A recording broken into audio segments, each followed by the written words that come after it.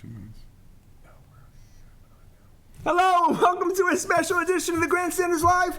I'm your host, Scott Kerman, and I'm joined by my usual cohorts, the Professor Russ Stevens, and he's the barber to the stars, Hollywood Pete McGilvery.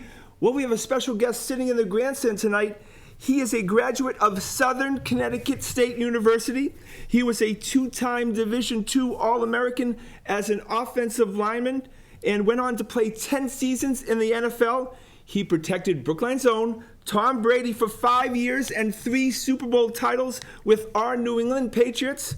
His success has continued after his playing days as his foundation helps provide financial assistance to countless patients and families, helping them focus on recovery, not bills. It is my honor and pleasure to welcome to our show, Joe Andruzzi. Thank you very much. Joe, thank you for being on the show. All right, first of all, we have to start with the foundation that you started right after your playing days. Is that right? After 10 years in the NFL, I was, in the weight room trying to play for my 11th, and started getting some stomach aches, and went to my doctor, and about a week later, I was diagnosed with Burkitt's lymphoma, which is a very rare and aggressive form of cancer that doubles in size in 24 hours. Wow. Yeah, so action had to be done fast. So I was on a plane. My time spent here in New England. We helped raise over $500,000 for brain cancer research in honor of a young boy, and here I am. God works in funny ways. The old saying, karma, calling that doctor for my own help now. And came back here, received my treatment, and battled. It was a very different battle than on the playing fields. I was battling for my life in a hospital room, but it's just amazing to be a part of going through Dana-Farber, Brigham Women. Some of the best doctors and nurses are in this area. We're very lucky to be in this New England area. So to come back here was huge, and is probably another good reason, and my house never sold either. Oh, is that right? Yeah, so came back and moved right into the house. We had friends that lost their house in a fire, and we gave them our house to live in for a year. And they moved out in April of 07. I was diagnosed in May of 07. So moved right back into the house, started my treatment, flew out here, met my doctor, started treatment very next day. Stayed probably 50 plus days on and off in the hospital, sometimes 5 to 10 days straight of chemo. And there was plenty of days where I didn't feel like getting out of bed. Right. But I had a battle, and at the time I had 4 kids, and wanted to see my kids grow up. Since then I've had a 5th. So yes, congratulations. Yes, yeah. Miracle baby. Yeah, that's right. Wasn't supposed to, but he's a blessing. Right. Smile on his face every day. It's great. But getting back on my feet and realizing that how much more we can do with taking my Super Bowl championships and now my survivorship, and parlaying that into the Joe Andruzzi Foundation. My wife Jen researched, and there's a lot of things out there, but there wasn't much out there that helped support families and individuals on the home end. Right. So the Joe Andruzzi Foundation was born May 2008. We've helped close to 6,000 families with mortgage, rent, utilities, and home end stuff like that while they're battling cancer, so their loved ones can focus in on caring for the loved one that's in the hospital and not worry about paying a mortgage or utility payments. So that's where we step in. It's amazing to walk into a hospital and get a great big hug from a stranger that we never met, but it's truly rewarding, not only to me and my wife Jen, but our whole board, staff, and all of our sponsors and supporters out there, because without them we wouldn't be able to pay it forward. So it's been amazing work. It's been amazing to be a part of, and it's truly the best reward to be able to help somebody that's in need. It's your legacy, and we had your website on the screen, and coming up in a couple of weeks we have the Gratitude Gala, which is in its 9th year. It's going to be held at the Putnam Club. Tell us a little bit more about that event. We take over the the clubhouse over at Gillette Stadium, and we pack it in. Right. So we'll invite some of the current players, some of the former players, and some other celebrities that are in the New England area to come out for a fun night. We have a huge silent auction cocktail hour. Then we bring it in for dinner. We have some guest speakers, and some of the tables will be filled with some of our patient that has received funds from the foundation, and just tell some stories and be able to come out and show some support. But then, looking forward to a great evening to raise some significant money where we can now use and pay it forward to help more and more families and individuals out there. We have a great live auction with, plenty of great items, trips, some things that are signed by certain people. Yeah, I was going to say, you got your old teammates kicking in material for the auction. Maybe a guy from Brookline, possibly? I'll go to his house and see what something done. But, can I come when you go? Let's go. But looking forward to a great evening to, be able to keep paying it forward. And we have a lot of great supporters out there. And, East Commerce Solutions has been been by our side for many years now, and they're our presenting sponsor. But to be able to be a part of Gillette and have the Kraft family back us and be able to bring our event there, it's a great spot. It's a spot where we are able to pull in hundreds of people and be able to raise a significant amount of money where we can now help the families and individuals in the New England area. It's your true legacy. When all said and done, it really is. Yeah, that's I played professional football for 10 years, won a couple of rings, and you'll look back and say, this was my life's work as much as football was. Yes, and I found it.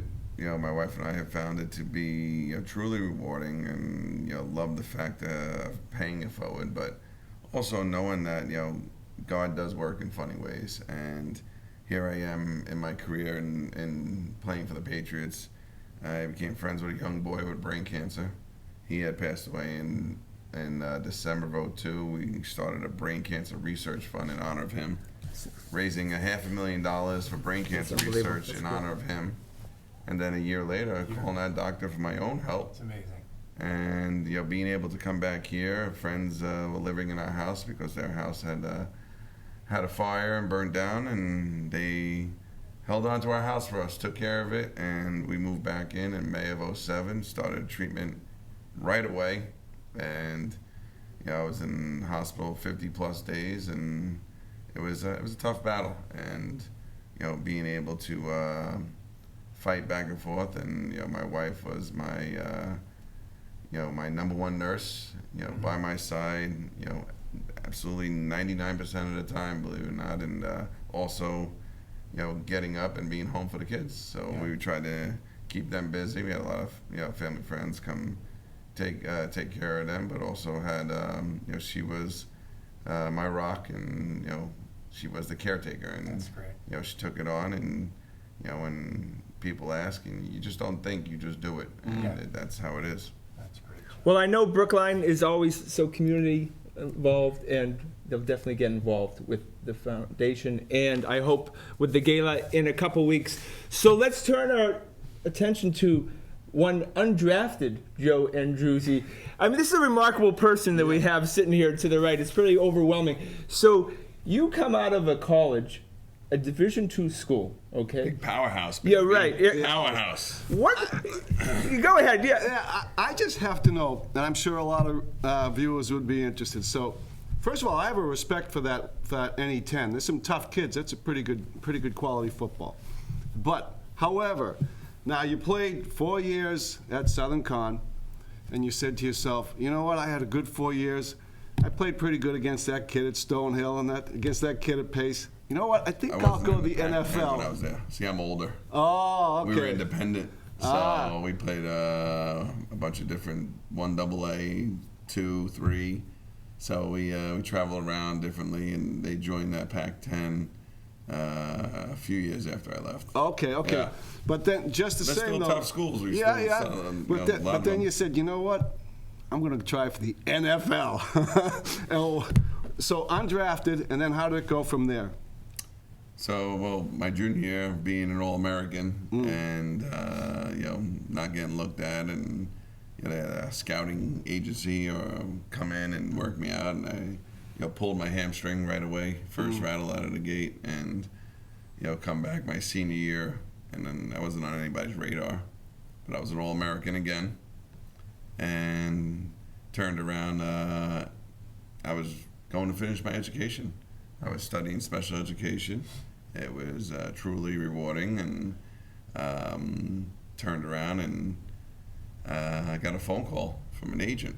A few weeks after school, after the football season ended, and he was in the area and turned around and said, I heard about you. I didn't see you play, but you mind if I come down and work you out? I want to see what you got.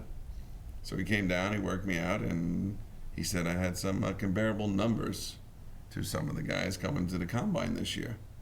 So he took me on, and he told me I was needed, one chance, one person to open their eyes. And when I had my chance with the '97 draft came and went, I got a phone call about 10 minutes after the draft from the Green Bay Packers. They signed me to a rookie contract with a big fat zero bonus.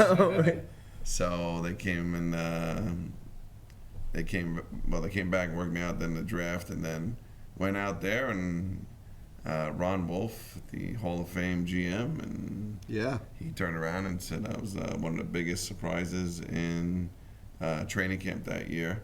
So then I you came put out in of Lambeau Field. That was way different. As you know, Southern. I think the biggest crowd I played against was maybe 2,000 people. Yeah, that was And homecoming. to walk out of Lambeau and like, holy cow, look at it all green and yellow. But I had a great 3 years there. My rookie year, I was sent out to NFL Europe when they were still developing players. In Scotland, right? In Scotland. Right. So came out and went in there as an unknown guy. So That's quite a year. oh, it's a that's full quite year. Well, we went to the Super Bowl that year. That was the year '97. They lost to Denver. Okay. John Yeah, Elway decided yeah. to win. So, Right. so then, Damn him. Yeah, damn him. Then we came back, and they allocated me to Scotland. Needed some experience coming from Division II. I played that whole year and went out there, played 10 games, went in as an unknown, and came out as one of the top linemen. And came back my second year to Green Bay, and it was a full 2 years of football. That's crazy. Yeah. You That's literally didn't extraordinary. have a break during that I time. had like Super Bowl, then a couple weeks off training camp for NFL Europe, come back, a couple weeks off, back to training camp with Green Bay, and finished that year. And I think I took a full month or two off and didn't do anything because I just hadn't had my body rest, and was able to stick out there 3 years. But two great things Green Bay did for me, like I like to say, is sign me as a rookie free agent and then cut me in 2000. Because I got a phone call by some guy named Bill Belichick and Scott Pioli at the time, and brought me in for a workout and decided to give me a chance and sign me to a contract. Okay, so it's a 2001 season. You're playing for the New England Patriots. You're 5-5. I came in 2000. Yeah, but I'm talking about the 2001 okay. season. We skip over to the season. You're 5-5. You just lost to the Rams. What made you guys think that you could win every game of the rest of the season in the Super Bowl? How did you make that turn? What clicked at that moment? Oh, don't forget, before that, we lost our starting quarterback. Yeah. Right, We had exactly, some, right. Yeah. Little scrawny, now Brookline kid that came in the huddle that nobody ever thought. And But he really, he wasn't a star that season. He was more of a manager of the games. He's not the Tom Brady that we see now. No, because he's learned a lot. Right. But He stayed in he's the also system. a kid. Yeah, he's also a kid that came in as a late round pick, and understood that he was a team player, and he had to better himself in many ways. He was in the weight room every day. He was studying film. He was studying film of older players, and learning different aspects of the game, and really grasping on how to be a better person, better quarterback, better teammate. And when he had his chance and opportunity, when Drew went down, he went in there and he did the best that he can. And Did he have was there a different energy? They're two different quarterbacks. They play differently, two different guys. Was there a they're different... both pocket quarterbacks, Yeah. but personality is different. And I still say to this day that Drew Bledsoe was, captain that year, and he did more off the field than he did on the field. He didn't cry to the media. He didn't stab anybody in the back. Nobody wants to lose their job because of an injury. And he got his moment in Pittsburgh. That's just he did, but nobody expected that. Yeah. But he could have turned around and he could have been it could have been a Terry Glenn on the sideline and Right. Talking to the media, calling this person, that person. Yeah. But he chose to step back and grow with the system and grow with Tom Brady. He became Tom Brady's second quarterback coach at the time, and helped him a great deal on what Tom saw out there and on how to call the different parts of the game, how to get the defenses, get the offense lined up correctly.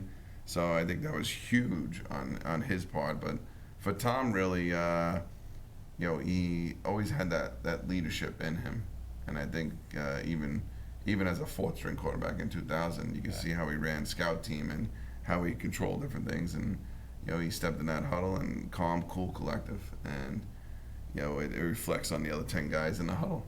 If he gets in there, he's biting his fingernails. That's not gonna be as good. Something's wrong there. But knowing that he got in that huddle each time, and knowing that we had that chance and opportunity in New Orleans to get in that huddle, and I'm glad John Madden's not our coach, because he came in that huddle and said, let's go do this thing, fired up, and got everybody riled up around him. 10 other guys, and we went out there and got it down to a good distance for a great kicker waiting on the sideline. Now, you played with Brett Favre and Tom Brady. How would you compare Andrew Bledsoe. Well, Andrew Bledsoe, right. But Favre and Brady are another level, Hall of Famers. How would you compare the two? Attitudes, way they go about their business? Two very different type of players, type of person. Both great teammates. Right. Brett, was a fiery guy, and he is doing everything he can to, personally turn around and, gain as many yards as he can. He takes a lot of chances. Tom, is more the pocket passer. Although, the older he gets, it seems like he wants to run more. It's amazing. Yeah, I mean, he found some legs. It's the ice cream. Could be. Yeah. But, Tom understands what he has around him and knows the players and, knows the guys that he has on the field at each time, and, understands that, his team is going to help him move down the field. And he checks down so fast. He just it's just a wide. I mean, the offense is so varied, and Tom knows it like the back of his hand, and you have to all be on the same page.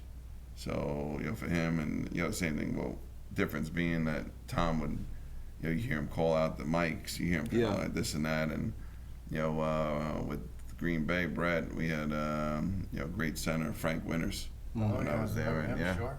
And Frank was one calling out, the mic and the calls like that, and Brett knew the play, and Brett was going. Oh, is that right? Yep. Huh. I mean, but Frank got everybody on the same page there. Oh, there's a difference for you. Yeah, right. Yeah.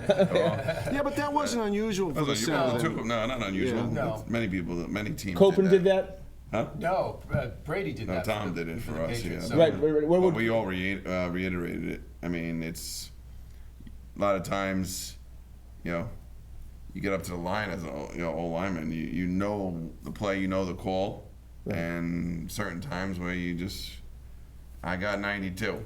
Oh, is you that know right? what? Hey, Yeah. I got him. Still got to get him. I don't care if he knows I'm getting him. And Get to jump on him. It's me and you having a bad dance. I'll tell him. I'll shake your hand at the end of the game, but right now I'm coming after you. And and there's certain calls that need to be made, and sometimes there's dummy calls to kind of throw them off a little bit, but understandably, getting to a point where I said earlier about being with Dan Coben and Matt Light, I play between those guys and have an understanding of getting to that line and just looking at each other, or not even, or just knowing ahead of time who you got, or certain times the calls don't need to be made. But that's the continuity, and that's Well, I read even something today. Scarnecchia spoke yesterday to the media, and he talked about the continuity, just in the cohesiveness. They've had the same 5 guys 95% of the snaps, which is a complete difference from last year when it was like a revolving door. I have to imagine knowing exactly who you're going to be playing with when you run onto the field every day has got to be a huge advantage, right? It's huge, and you turn around, you get the same guy next to you. Like I said, they have a better understanding of what you're doing on each play. Yeah. So whether you're pass blocking and know you have inside help, or it's a run block and it's a double team block, but one of you have to come off and get to the linebacker level, where if I'm a guard, you're a tackle, and the tackle goes this way to you, I'm going up. Or he goes inside to me, you're going up. So you can't communicate that. You just have to know. You gotta know. Right. And Plus, it's like, I would think it's like almost like a dance step. You know exactly how long it takes for Matt Light to get to a certain spot because you're so used to it. You're both kicking back at the same time or whatnot. You just know each tackles other are so usually a well. little deeper than me. But, Yeah. also knowing that if Tendencies. if I'm holding my guy up here but looking out, if Matt's bringing his guy inside, or is it a TE stunt, ET stunt, TT stunt. I mean, these guys moving around all the time, and you got to turn around. If I'm going to get this guy up, that I know Dan's on my inside, he's looking out, but we're also looking out past these guys too. Get to the linebacker. So you got to see through them, because if this linebacker steps up, one of us has to get him, or let's not forget corner blitzes and safety's coming back. Curtains for TB12. Worst thing to hear is "Look out!" Tom doesn't want to hear that. Trust me. No quarterback wants to hear. We don't hear that on TV. It's muffled out. It's muffled out. They shut the mics off. My mouthpiece usually deferred a little. So tell us about Dante Scarnecchia. Now, we have Kevin Booth on the show, and a former offensive lineman, and we talked about how poorly the offensive line played in Denver in the AFC Championship game, and talk about Dante's return. And he said Dante would fix it. Don't worry. And he was right. What makes Dante Scarnecchia such a special coach? I think he truly understands his players on what he has to fit into that puzzle piece. And these certain guys that are all coming together. One guy, whether it's the run blocking or pass blocking, that these certain guys, play better together. And this is a better play for this side of the ball as opposed to the other side of the ball. But, he is O-line coach through and through. He's a career saver. I mean, a guy like Marcus Cannon, he wanted to put him out on the side of the road. Yeah. And Marcus Cannon, I don't want to say he's playing at an all-pro level, but he's playing very efficient right now. Yeah, Marcus is very athletic for a big guy. He's strong. He's got a lot of girth that can help, move the ball down the field, and has really positioned himself very well. But Dante, understands, what type of player he is, and there's certain plays, with Tom being a right-handed quarterback, that whichever slide protection that they're going to, whether it's a hot read, whether it's sliding out to linebacker and things like that. But, Dante really prepares everybody in that room as if you're a starter. So it's not just the 5 guys. So it's, he gets, I don't know how many O-linemen's on the actual roster right now, but it's usually like, 8? And we got the practice squad guys, but he gets these guys. So the starters start the scout team. Not the scout team, start the practice against scout team. Yeah. And they may go 3 or 4 plays, then start rotating. So I think it's Ted Carassi who'll go in, maybe take a play at left guard, take a play at center, take a play at right guard, and the next tackle to go in, he's going to take. So he's constantly rotating. That's the Patriot way, though, isn't it? Well, yeah. Well, you got to prepare. Yeah. It takes one play. We've seen it time and time again. One play that you're going to step in there and be relied on. And you got to step in there as if you're a starter, and you got to be ready to go. And you see it multiple times where, especially as an offensive group, but then you turn around and, defensively, as we're seeing with the different moves, but looking at a roster I think almost every defensive player gets in on a defensive snap during the game. There is so many tangible parts with that defense. Right. Matt Patricia is, unbelievable at what he does, and he's learned from, one of the best in Bill, and knowing what he has on his sideline and how to integrate his pieces of the puzzle too. Yeah. So This guy's sprinting out on defense all day long. Well, the Super Bowl winning play with Butler, it was great seeing behind the scenes on that on the field where all of a sudden the defensive back coach screams 3 words and 4 guys go running on the field. They know exactly what they're supposed to do. it's amazing on how practice, it doesn't necessarily make perfect, as the old saying, but you practice know what prepares. you're doing. Right. Yeah. And Exactly. you don't want to make that same mistake twice. So Sure. mistakes happen. Coaches know nobody's perfect, but once you correct it the first time, you want to be able to get it the second time. So it's not always easy, but it's a tough job, and they got some great guys here in New England, coaches, players, and being able to keep doing it year in and year out. So explain to me, you practice all week, you watch film, but yet it comes to halftime, and we're supposed to think in the 12-minute time between halftime and the third quarter that you're going to make all these major adjustments to change the way you've played in the first half and the way you prepared all week. What's happening in that 12 minutes that we should know about that is so life-changing? Well, first things first, you go to the bathroom. Right. Most guys got to go to the bathroom. Right. And then, next is you're splitting up. So offense on one side of the locker room, defense on the other side. And you're reviewing with the coaches that are upstairs, watching everything and making sure everybody's on the same page. What's working, what's not working. If something's not working in the first half, and all right, we're throwing that out. We're doing this instead. Or if something defensively and what they're seeing up there, and Sure. We need to protect this better. We need to cover this So better. when you throw something out, though, is it throw something out and make up something on the fly, or is it throw plan A out and let's go to plan B and everyone knows what That you plan B prepared is? for during the week, yeah.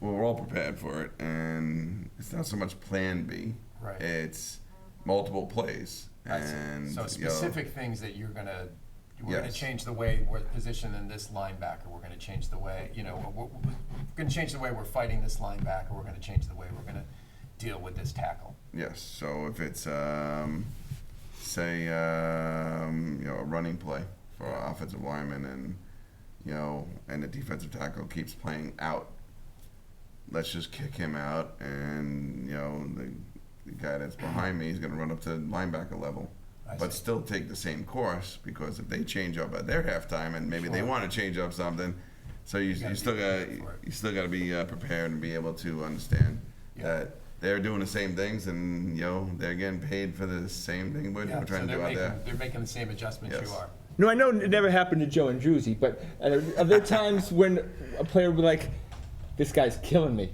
I'm going to need some help from a running back or somebody because I can't handle this guy today. Is that ever that important, or the coach is telling Joe, he's killing you? I'm sure you see it a lot of times with mostly defensive ends. Right. I mean, when you're inside guard center, it's a little tighter in there. But when you're playing on an island, usually like a tackle, and defensive end, it's either tight end help, running back chipping Chip help, block, yeah. chipping help, and defense, they're going to turn around and try and bring an extra guy where you can't chip or stuff like that. They get paid too. Those coaches, they know what they're doing to turn around and be able to keep battling until it says 0-0 on that clock and you got the W. Well, that's our show for tonight. Thank you very much for Joe and Druzy. That's the show. We have to have him back. I want to thank, of course, the boys. I want to thank, of course, Joe and Druzy. I want to thank everyone behind the scenes, of course, including the lovely and talented Adrian and Todd. Please check us out on our website at thegrandstanders.com, and we'll have more information about Joe and Druzy's foundation on our website. Please tune in next Wednesday night as we have boxing promoter Al Valente Jr. on the show. That's the show for tonight. My name is Scott Kerman. Have a great night. Stay classy, Brookline.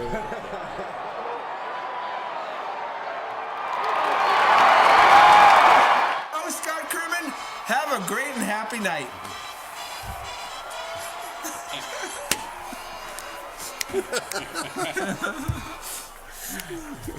The elephants are in town.